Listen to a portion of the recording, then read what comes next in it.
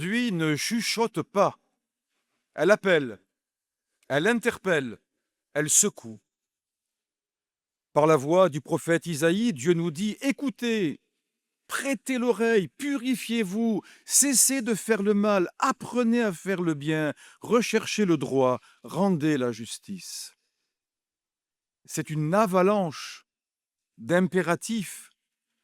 On pourrait presque se sentir accablé. Mais si Dieu parle ainsi, ce n'est pas pour nous écraser, c'est pour réveiller.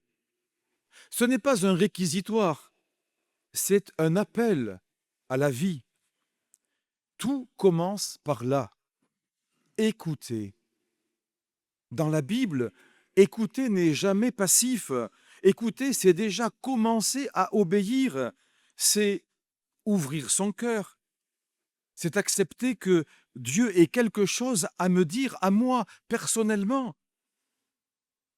Nous vivons dans un monde saturé de paroles, de commentaires, d'opinions, mais savons-nous encore prêter l'oreille à Dieu? La foi commence là, non pas par des grandes œuvres, mais par une disponibilité intérieure. Celui qui commence et qui met sa confiance en Dieu commence par lui faire une place. Le prophète est très concret.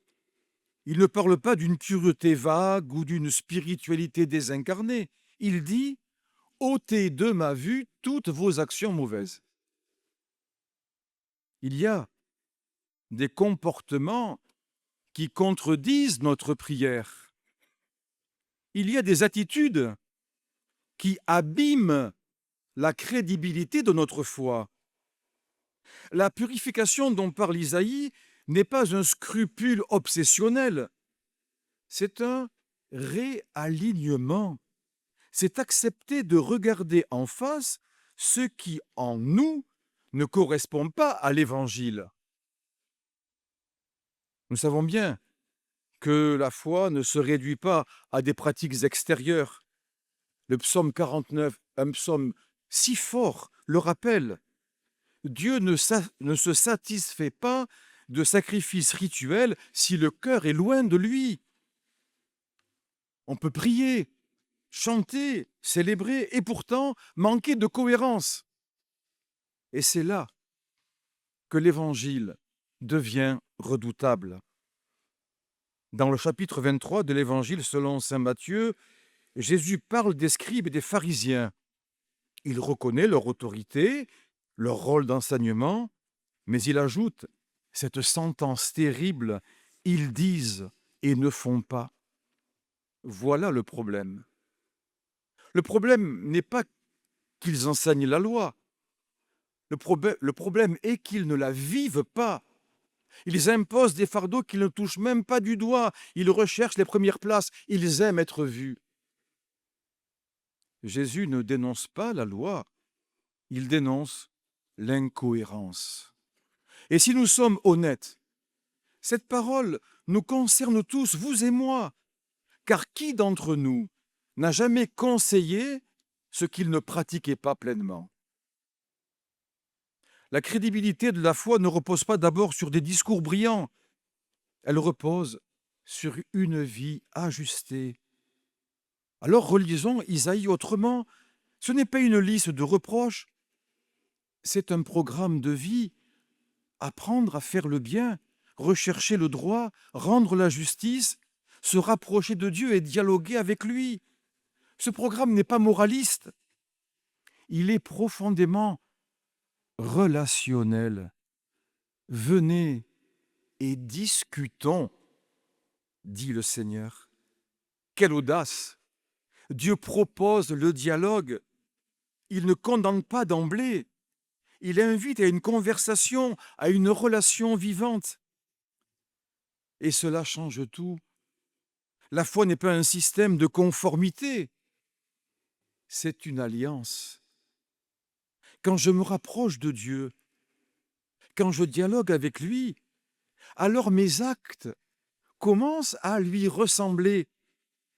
Celui qui met en Dieu sa confiance devient capable d'agir comme Dieu veut. Et qu'est-ce que Dieu veut? La justice, la miséricorde, la dignité des petits. Une Église crédible est une Église qui cherche le droit et rend la justice. Nous le savons. Notre monde est blessé par les incohérences, les scandales, les violences, les guerres, les paroles sans acte. Et plus que jamais, le témoignage chrétien passe par l'unité entre ce que nous professons et ce que nous vivons. Et Jésus ajoute, le plus grand parmi vous sera votre serviteur. C'est la clé. Les scribes cherchaient des titres. Jésus propose le service. Ils aimaient les salutations sur les places publiques. Là où Jésus parle d'humilité, la grandeur chrétienne, sœurs et frères, ne se mesure pas à la visibilité, mais à la capacité de se mettre à genoux. Il y a quelque chose de très actuel dans cet évangile. Dans une société de l'image, du paraître, de la performance, Jésus nous ramène à l'essentiel, l'authenticité. Dire et faire, croire et agir, prier et service. Frères et sœurs, le monde n'attend pas d'abord des discours religieux, il attend des hommes et des femmes qui vivent ce qu'ils proclament.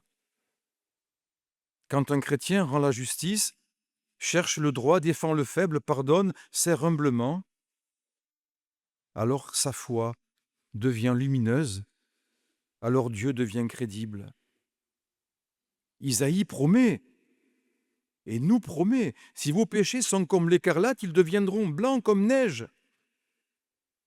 Il n'y a pas de fatalité à l'incohérence, il y a un chemin de conversion, un chemin de carême. Dieu ne nous enferme pas dans nos contradictions, il nous ouvre un avenir. Et pour apprendre cette cohérence, tournons-nous vers la Vierge Marie. Elle n'a pas multiplié les discours, elle a dit oui, et elle a vécu ce oui jusqu'au bout. En elle, la parole et l'acte ne font qu'un. Elle écoute, qu'il me soit fait selon ta parole, et elle agit. Elle se met en route vers Élisabeth.